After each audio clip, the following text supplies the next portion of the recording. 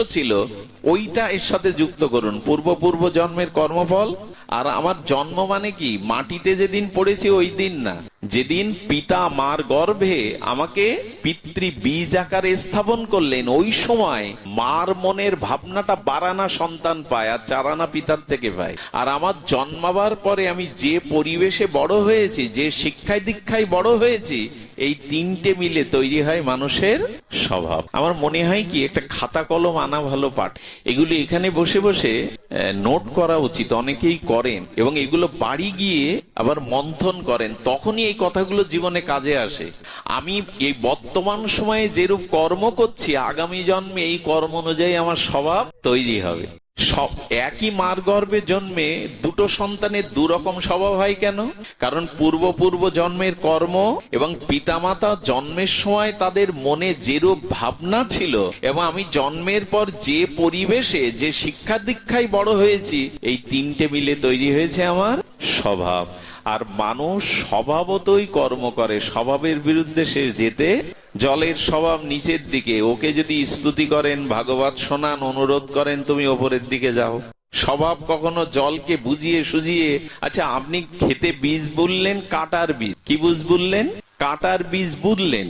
আপনি ওর থেকে যদি গোলাপ ফুল চান, মানে কাটার বীজ পুঁতেছেন, কাটা গাছের, ফুল গাছের না, ওর থেকে গোলাপ চাইলে দেবে? ধানের বীজ বপন করে আপনি পাট চাইলে, গম চাইলে দেবে? যদি বলেন দিতে পারে, কি করে? তো ওই খেতে বসে 7 দিন ভাগবত পাঠ করুন, ওই খেতে গঙ্গা জল আর যমুনার জল সেচন করুন, ওইখানে বসে দান ধ্যান লাগান, কাঁসার ঘন্টা বাজিয়ে নাম পূজা পার্বণ করুন, বীজ বদলাবে কেন? ভগবানের নামে শক্তি নেই? ওইখানে করুণা হবে না? বললেন ভজন আলাদা জিনিস। আচ্ছা, কিছু কিছু জিনিস আমাদের একটু অনুভব করো। সবখানে ভগবানকে ডাকবেন, সব বিষয়ে ভগবানের উপর ভার চাপাবেন না। আচ্ছা, যেদিন প্রথম রামায়ণের যুদ্ধ হয়েছিল কদিন বলতে পারেন? কুরুক্ষেত্রের যুদ্ধ হয় 18 দিন, কিন্তু রামায়ণের রাম রাবণের যুদ্ধ 10 দিন। কদিন হয়?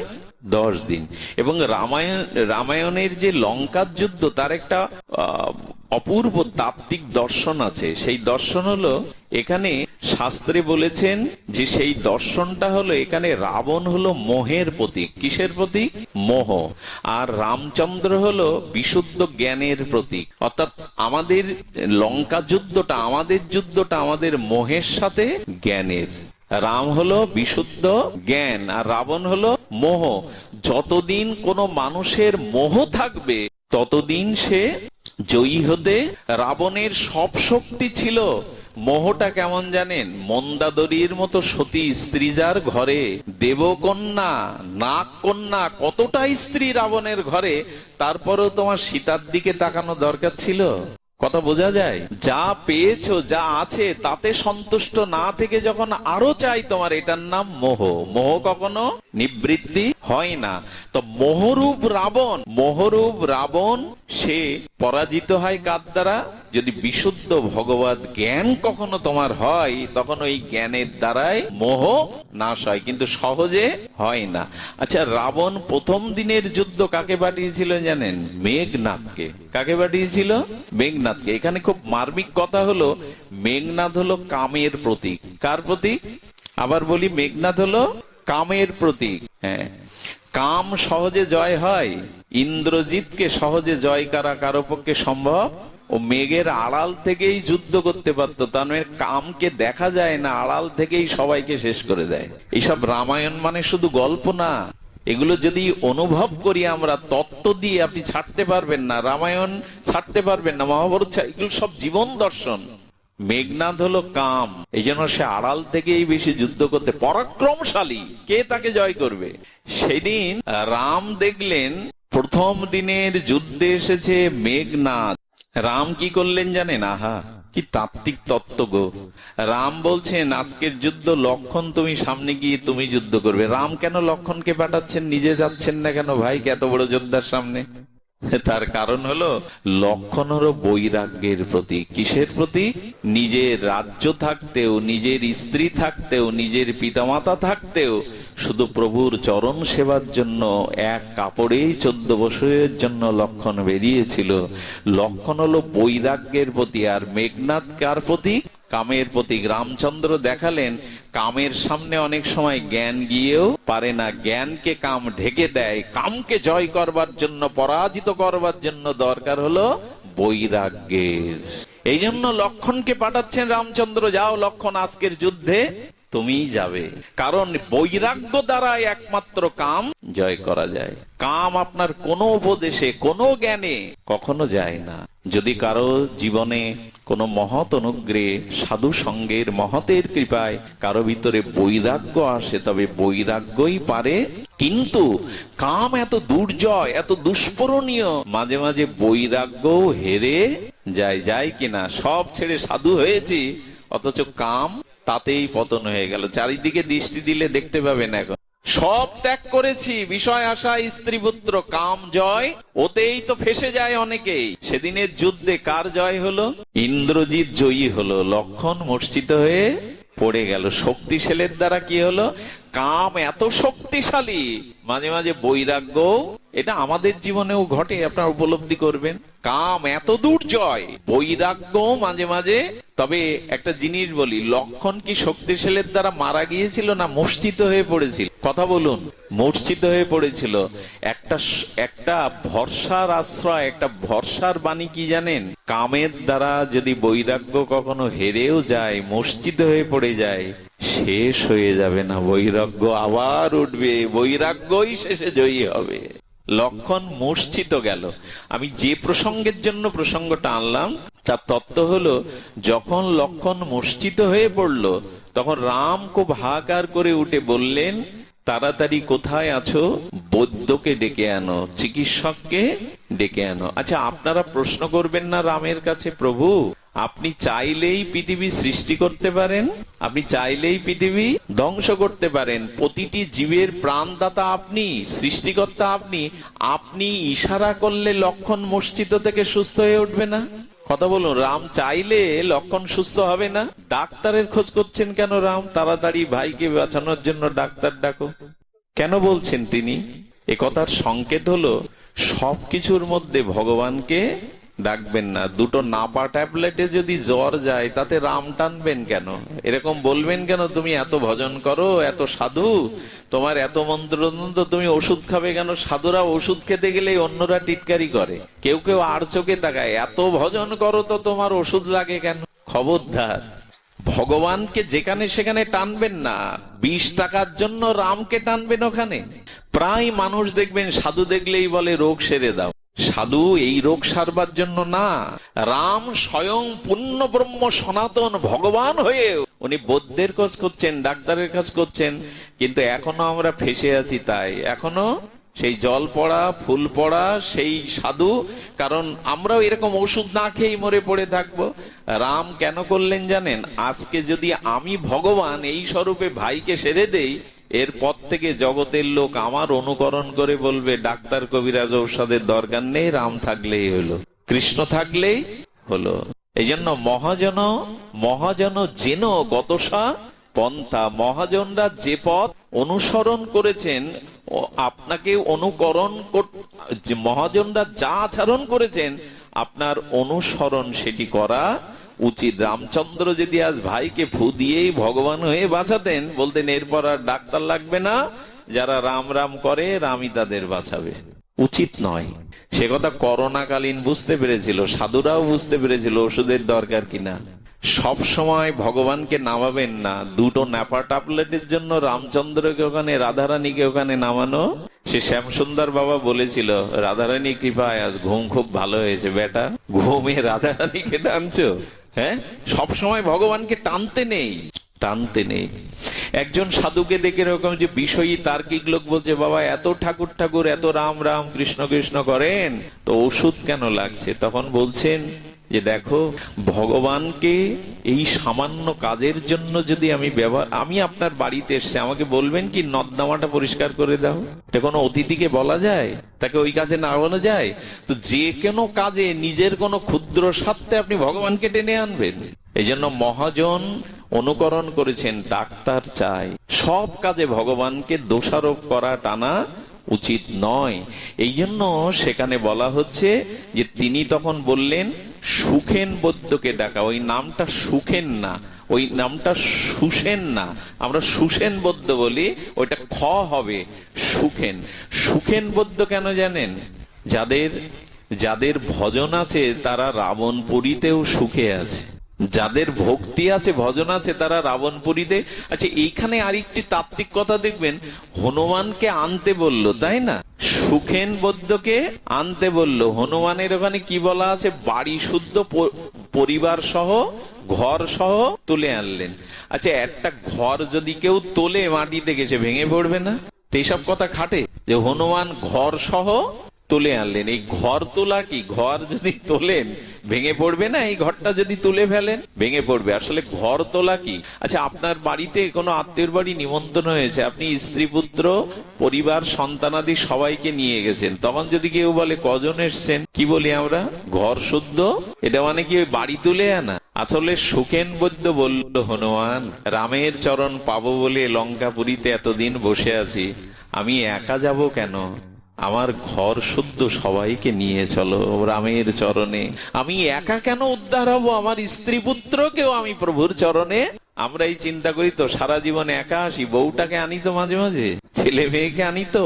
খুব দুঃখের বিষয়, সাতক্ষীরা গুড়পুকুরের মেলা, খুলনা গানের ফাংশন, সিনেমা হলে বাবা মার সামনে কুমারী মেয়েকে সাজিয়ে বোনের সাথে পাঠানো হয়, কত জায়গায় ঘুরতে পাঠানো হয়, পিকনিক করতে পাঠানো হয়, অথচ যুবক যুবতীদের ভাগবত আসরে পিতা হাত ধরে আনে না, যা তাদের জীবন গড়ে দিতে পারে, আগামী দিনে ভালো মা হতে শেখায়, ভালো স্ত্রী হতে শেখায়, ভাগবতে তাদের আনে না। বেড়ানো চেড়ানো পিকনিকে পাঠায় মেয়েদের সাজিয়ে গুজিয়ে, ভাগবতে আনে না। এই জন্য পরিবারকে যদি এইমুখী করতে পারেন, একা আপনি হয়ে কি করবেন? ওতে যন্ত্রণা বাড়বে। পরিবার শুদ্ধ হনুমানকে বললেন, তুমি ভক্ত, তুমি পারলে পারো। আচ্ছা, লক্ষণ যখন মূর্ছিত হলো, তখন লক্ষণকে যুদ্ধক্ষেত্রে থেকে রামের চরণে কে এনেছিলেন? হনুমান। হনুমান কেন আনলেন? বললে, দেখো, লক্ষণের থেকে আরো বেশি বৈরাগ্য হলো হনুমানের। তো যদি অল্প বৈরাগ্যবান বেশি বৈরাগ্যবান সাধুর সাথে থাকতে পারে, তবে কাম কামনায় মাঝে মাঝে মূর্ছিত হলে ওই বৈরাগ্যবান চেতন সাধুই তাকে উদ্ধার করে ভগবানের কোলে পৌঁছে দেবে। এই জন্য দয়া করে, আমার ভেতরে কামনা বাসনা থাকুক, কিন্তু কোন বৈরাগ্যবান সাধুর চরণ পড়ে যদি থাকতে পারেন, তিনিই আপনাকে তুলে ভগবানের চরণে পৌঁছে দেবেন, তিনিই পৌঁছে দেবেন। তাহলে ভক্তি স্বরূপ বলে আকাশ আমাদের শাসন করছে, আমরাও ভাগবত বিশ্রাম করব। বাবাজিদের বসিয়ে এভাবে অর্বাচীনের মতো বক বক করা ঠিক নয়, ওনারা মহৎ মানুষ। আমি শুধু বলবো, শরীর দ্বারা, ইন্দ্রিয় দ্বারা, মন দ্বারা, বুদ্ধি দ্বারা, আত্মা দ্বারা, এরপর স্বভাব দ্বারা যে কর্ম ভগবানে অর্পণ করবেন, এটাই হলো ভক্তি। কথাটা কিন্তু একটা বিরোধ বাড়ছে। আপনার স্বভাবময় কর্ম যা করবেন তাই ভক্তি হবে, এটা মেনে নেওয়া যায়? আপনার স্বভাবে তো খারাপ স্বভাবও আছে, তো আপনার স্বভাব দ্বারা যা করবেন সেটাই ভক্তি হবে। এত বড় ভক্তির সরলতা বলেছেন ভাগবত। কি করে হবে? শেষের লাইনটা দিয়েছে কি, সমর্পয়তু ইতি নারায়ণং। অর্থাৎ আপনার সমস্ত স্বভাব যদি ভগবানে অর্পণ করে করতে পারেন, সেই কাজ হবে ভক্তি। অদ্ভুত কথা, শরীর দিয়ে, বাক্য দিয়ে, মন দিয়ে, স্বভাব দিয়ে, কায়েন মানসা, কায়েন বাছা, কায়েন বুদ্ধির আত্মানা, স্বভাবত যদি এই সব ভগবানে অর্পণ করতে পারেন, সেটার নাম হলো স্বভাব। যদি খারাপ হয়, বলে ওটাও অর্পণ করো, কারণ গোবিন্দ এমন একটি তত্ত্ব, ভগবান এমন তত্ত্ব, ওখানে বিষ অর্পণ করলেও অমৃত হয়। খারাপ স্বভাবটাও ভগবানকে নিবেদন করো। আমি বৃন্দাবনের এক মহাত্মাকে জানি, এক মাতাল গিয়ে বলছে, প্রভু আমি দীক্ষা নিতে চাই।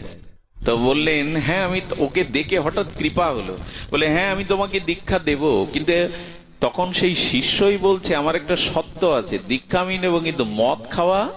কিছু কিছু গুরুদেব আছে, এরা আমাদের মতো সাধারণ না, দেখলেন একে একটু কৃপা করতে হবে, তো পতিত হয়ে গেছে। বলে ঠিক আছে বাবা, মদ খাবে, কিন্তু আমি তোমাকে দীক্ষা দেব। বলে বাবা আপনি তো বেশ উদার, আমার উপর ভরসা করছেন কি করে? বলে বাবা ভরসা তো করতেই হবে, তোমার মধ্যে আত্মা আছে, বিবেক আছে, ভরসা তো করতেই হবে। এই বিশ্বাসে দীক্ষা দেওয়ার পরে বললেন, মদ খাও আমি নিষেধ করব না, কিন্তু একটা অনুরোধ আছে, মদটা মুখে দেওয়ার আগে একবার আমাকে নিবেদন করে নিও।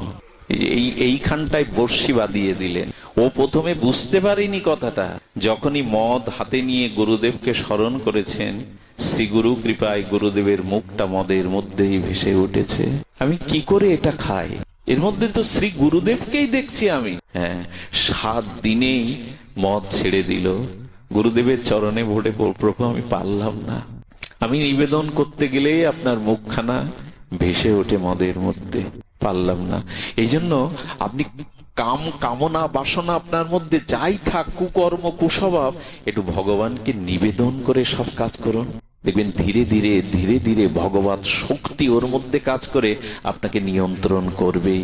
আমাদের মধ্যে পাপ কাজ হতে পারে, স্খলন হতে পারে, পতন হতে পারে, আমরা মানুষ, এটা জাগতিক ত্রিগুণময়ী মায়ার দ্বারা আমরা প্রহিত হই মাঝে মাঝে, কিন্তু ভগবানকে নিবেদন করলে, স্বভাব যদি নিবেদন করেন, সেই স্বভাব এই নিবেদনের দ্বারা, ভক্তির দ্বারা ধীরে ধীরে সংশোধিত হয়ে যাবে, ধীরে ধীরেও সংশোধিত হয়ে যাবে। এই জন্য সব থেকে এই জন্য মানুষকে ভক্ত হতে গেলে, ভজন করতে গেলে প্রথমে প্রসাদ ভোজির কথা কেন বলা হয় জানেন? কিছু খেতে গেলে ভগবানকে নিবেদন করে খাও, ওই ওর মধ্যে দিয়েই তার ভক্তি জীবন শুরু হয়ে যায়। যখনই সে কিছু নিবেদন করতে যাবে, তখন দেখবে এটা ভগবান গ্রহণ করে তো, এটা ভগবানকে দেওয়া যায় তো, তখনই তার ভক্তি জীবন শুরু হয়। এই জন্য উপযুক্ত সদ্গুরু প্রসাদ ভোজি ভক্তকে ছাড়া মন্ত্র দিতে চান না। এখন তো স্বাভাবিক গুরুরা যে যা খায় তাকেই মন্ত্র দেন, এরকম নিয়ম ছিল না। এখনো ইস্কনের দীক্ষা নিতে গেলে, গৌড়ীয় বৈষ্ণবের দীক্ষা নিতে গেলে আগে আপনাকে প্রসাদ ভোজি হতে হবে। প্রসাদ ভোজি মানে কি? প্রসাদ ভোজি মানে বড় কিছু না, বড় হলো আগে ভগবানকে নিবেদন করে পাও, ওই নিবেদনটাই তোমার জীবনে ভক্তি এনে দেবে। আচ্ছা, যার বস্তু তাকে না দিয়ে আগে খাওয়াটা অপরাধ কিনা? আপনি আমাকে একটা বস্তু এনে দিলেন, সেই বস্তু আপনাকে আগে না দিয়ে আপনি ভক্ষণ করছেন, এটা প্রত্যাবয় নয়। এই জন্য অগ্রভোগ হতে নেই, সব ভগবানের, তাকে না দিয়ে কিছু পেতে নেই। এইটুকুই যদি জীবনে পালন করতে পারেন, দেখবেন আপনার ভক্তি জীবন শুরু হয়ে গেছে। তখন ওই অন্নটা না, ওই অন্নের মধ্যে গোবিন্দের কৃপা চলে যাচ্ছে আপনার ভেতরে। এই জন্য যা কিছু পান একটু ভগবানকে নিবেদন করতে শুরু করুন।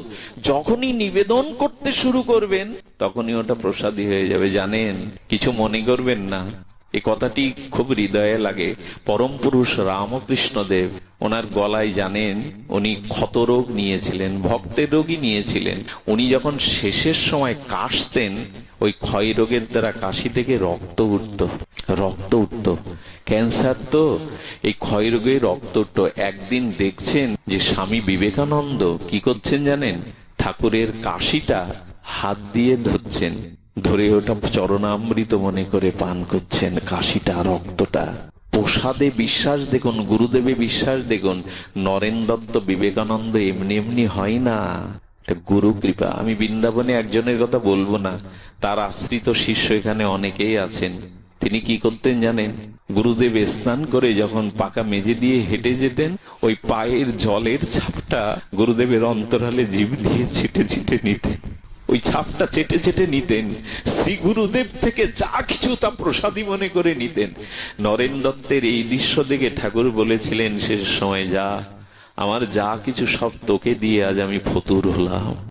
প্রসাদে বিশ্বাস যদি হয় না আপনার, সবকিছু যদি ভগবানকে নিবেদন করে পেতে শুরু করেন, ওর মধ্যে দিয়ে আপনার ভক্তি জীবন গড়ে উঠবে, ভক্তি জীবন গড়ে উঠবে। এই জন্য স্বভাবে যা কিছু, ওই অকাম সর্ব কাম বা মোক্ষ কাম উদারতি তীব্রেণ ভক্তি যোগেন যজতে পরমং পুরুষ। গোবিন্দ বলছেন, তোমার কামনা থাকুক আর নিষ্কামতা থাকুক, তোমার অশুদ্ধতা বা শুদ্ধতা সবকিছু আমাকে অর্পণ করতে শেখো, আমি ওর মধ্যে দিয়ে তোমাকে ভক্তি দিয়ে দেব। খারাপ স্বভাব, ওটাকেও ভগবানকে নিবেদন করে দেবেন। প্রভু, এই মন্দ স্বভাবটা আমি তোমাকে নিবেদন করলাম, বিষ অমৃত হয়ে যাবে। এই জন্য আমার মনে হয় ভগবানকে আড়াল না করে, ফাঁকি না দিয়ে, খারাপটাও তাকে দিন, ভালোটাও দিন। খারাপটা দিতে গিয়ে কি মনে হবে জানেন? মনে হবে কি না, খারাপ তাকে দেওয়া উচিত নয়। তিনি যে পরম প্রিয়, তাকে ভালোটায় এই স্বভাব আপনাকে নিয়ন্ত্রণ করে দেবে। এই জন্য ভক্তি মানে বড় কিছু নাই, ভক্তি মানে জীবনের যা কিছু তাকে অর্পণ করে দেওয়া। আর এই অর্পণটাই হলো সমর্পণ। এই অর্পণের মধ্যে দিয়েই আমাদের জীবনে আসে পরম কল্যাণ, পরম শান্তি। ছোট্ট একটা দৃষ্টান্ত দিয়েই পাঠ বিশ্রাম করি। মহাত্মারা আছেন, হরিকথায় আসলে লোভ জেগে যায়, থামতে পারি না, থামাটা হয় না, তবু থামতে হবে। বলে যায় বৃন্দাবনে চলুন, শ্রী ধামে একটু স্পর্শ নেই। শ্রীধাম বৃন্দাবনে গেছেন তুলসীদাস গোস্বামী। কে গেছেন? যিনি রামচরিত মানসের প্রণেতা, যিনি এই যুগেই হনুমান তাকে দীক্ষা দিয়েছিলেন, রাম সীতাকে যিনি নিজে দর্শন করেছিলেন, বিখ্যাত রামচরিত মানস যিনি রচনা করে অমর হয়ে আছেন। তো রামচরিত মানস প্রণেতা গোস্বামী তুলসীদাস গোস্বামী গিয়েছেন বৃন্দাবনে। ওখানে 108 জন বৈষ্ণবের মহাত্মার সেবা হচ্ছে।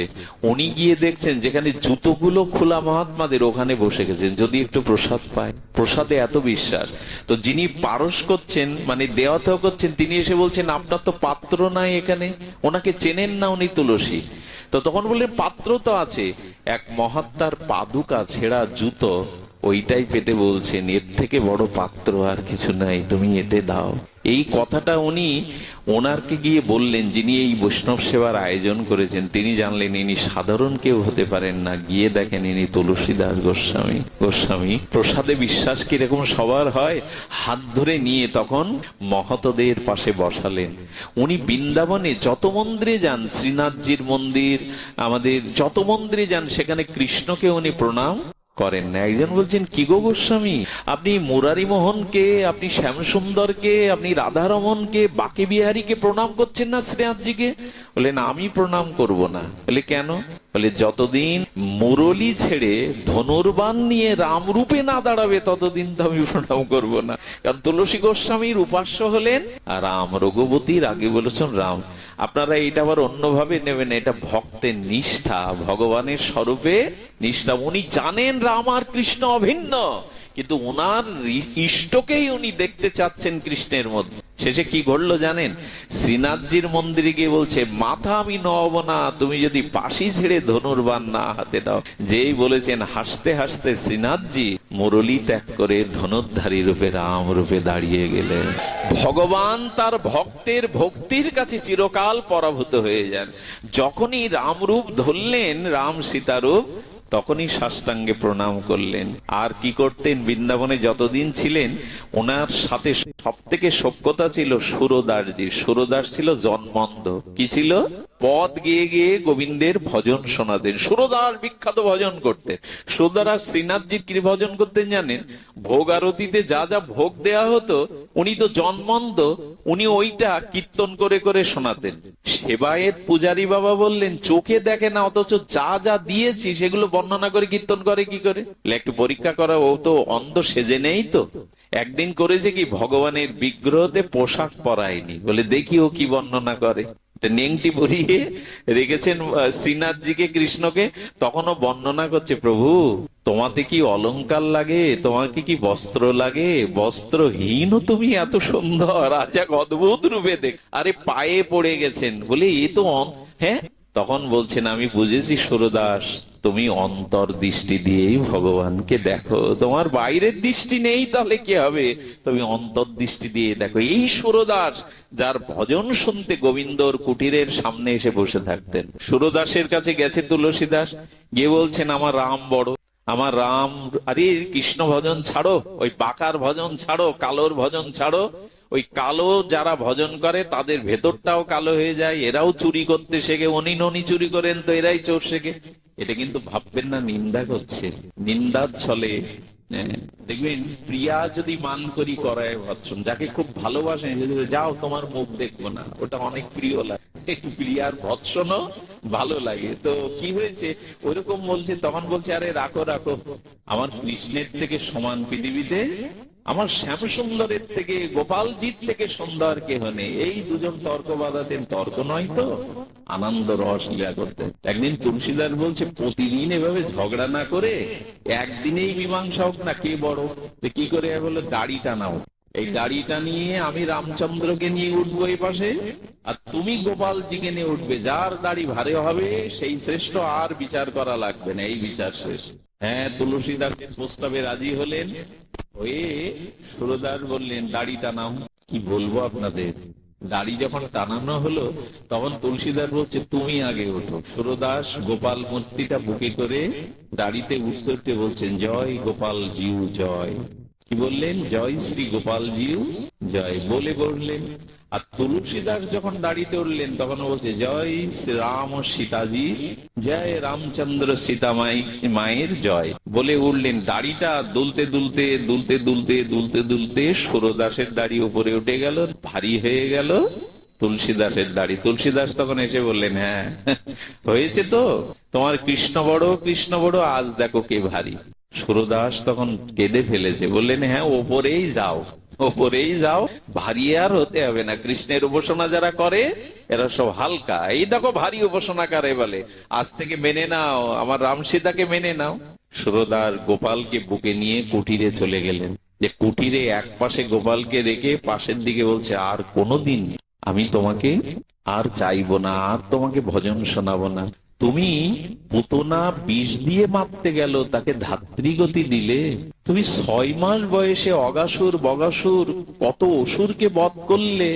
হ্যাঁ, তুমি শরীরকে ভারী করে অরিষ্ট দানব কতকে বধ করলে, আর আমার বেলা একটু ভারী হয়ে দাড়ি নিচে দিতে পারলে না। না, সারাটা জীবন অন্ধ হয়ে ভালোবেসেছি, ওই বেলায় তুমি এত বল ধরতে পারো, আর এই বেলায় তুমি বল ধরতে পারো না। খবরদার আমার দিকে আর তাকাবে না আজ থেকে। ভালোবাসা না থাকলে, অনুরাগ না থাকলে অভিমান করা যায়। এদিকে তুলসীদাস তো খোঁজ মেজাজে আছে, আমার রাম বড়। বিগ্রহ কি করেছে জানেন? গোপাল কি করেছে জানেন? গোপাল অচল থেকে সচল হয়ে গেছে। গোপাল সচল বালকের রূপ ধরে সুরদাসের কোলে বসে চিবুক ধরে বলছে, রাগ করছো কেন? বলে, কোলে উঠবে না, আমাকে আর ডাকবে না, যাও কোল থেকে নেমে যাও। বলে, শোনো না আমার কথা, কেন হেরেছো শুনবে না? কেন তুমি যেতনি শুনবে না? কি বলতে চাও বলো। অভিমানের মধ্যে কোলে এসেছে তো, চিবুক ধরে বলছে, কেন রাগ করছো? আমাকে ফেলে দিলেই কি আমি চলে যাব তোমাকে ছেড়ে? বলে, কেন? তখন বলছে, আচ্ছা 3 বড় না 2 বড়? কি বড়? সংখ্যা 3 বড় না 2 বড়? তখন বলছে, দেখো তুমি দাড়িতে ওঠার সময় কি বলেছিলে? জয় গোপাল জিউ জয়। আর তুলসীদাস কি বলেছিল? জয় সিয়ারাম কি জয়। তাহলে গোপাল আর তুমি, আমরা 2 জন, আর ও কজন নিয়ে উঠলো? ভারী তো ওদিকেই হবে, তুমি রাগ করছো কেন? আরে মানে দেখাচ্ছেন, আমরা যারা গৌড়ীয় বৈষ্ণব তারা রাধারানীকে বাদ দিয়ে যেন এক গোপালজিও কেউ বুকে না নেই, তাহলে উপরে উঠে যেতে হবে, হেরে যেতে হবে।